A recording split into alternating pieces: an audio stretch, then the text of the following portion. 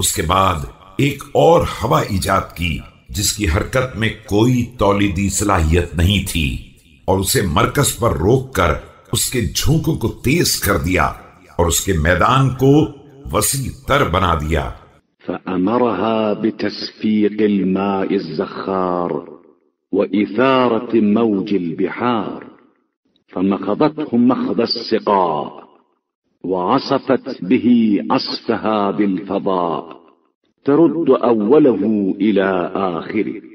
وساجيه إلى مائره حتى عب عبابه ورمى بالزبد ركامه۔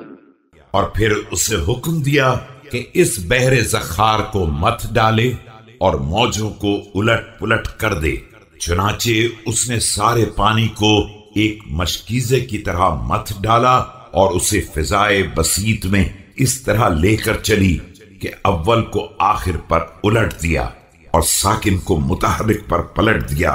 اور اس کے نتیجے میں پانی کی ایک سطح بلند ہو گئی اور اس کے اوپر ایک جھاگ کی تہ بن گئی۔ فرفعه في هواء منفتق وجب منفهق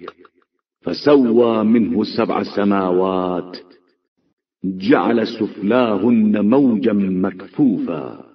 وعلياهن سقفا محفوظا وسمكا مرفوعا بغير عمد يدعمها ولا بسار ينظمها۔ پھر اس جھاگ کو پھیلی ہوئی ہوا اور کھلی ہوئی فضا میں بلند کر دیا اور اس سے 7 آسمان پیدا کر دیے جس کی نچلی سطح ایک ٹھہری ہوئی موج کی طرح تھی اور اوپر کا حصہ ایک محفوظ سقف اور بلند عمارت کی مانند تھا، نہ اس کا کوئی ستون تھا جو سہارا دے سکے اور نہ کوئی بندھن تھا جو منظم کر سکے۔